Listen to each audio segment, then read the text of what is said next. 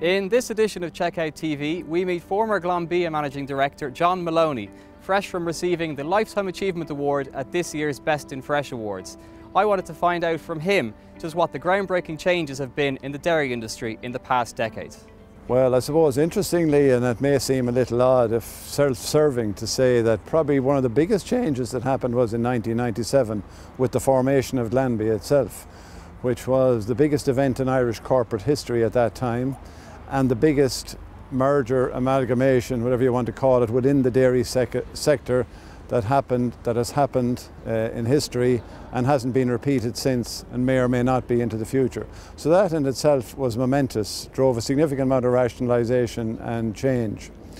Beyond that then, probably the next most significant thing is probably in the course of happening now, which is the preparation of the industry over the last number of years for the elimination of milk quotas in April next year, which will be a really significant event, a generational change. They've been in place since 1984.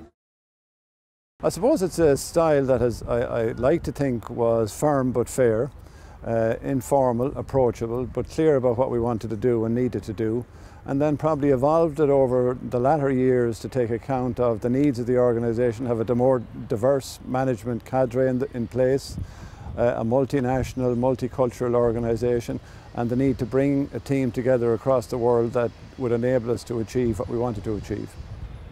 I think it's crucial that businesses have a rolling planning cycle. I'm really fond of a phrase that General Eisenhower used who planned a big project. It was the invasion of Europe, of which we're at the 70th anniversary of in recent weeks. And he had a phrase that plans are nothing, planning is everything. Because if you've done your planning, you consider all of the scenarios and how you react in the marketplace as circumstances around you change. If you take the core major sectors, major processing sectors of beef and dairy, it is about international markets and has been for a long time. 80% of dairy output is exported and 100% of everything that will be produced post the quota elimination will be exported.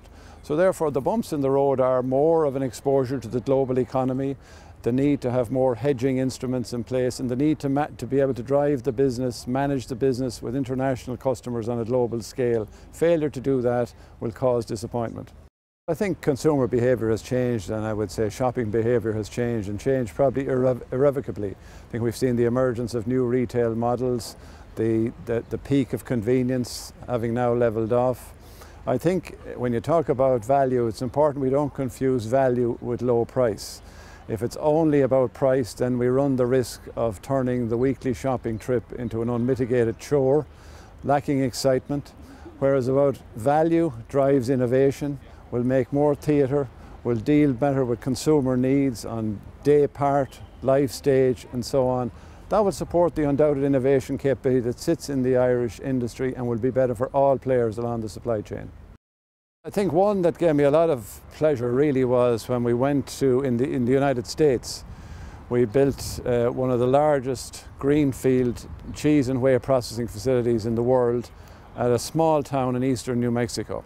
And it was great to be an Irish company as the managing partner in that venture, going into a small town like foreign direct investment is here, being really welcomed and creating a $700 million business from scratch out of a field in the desert, literally.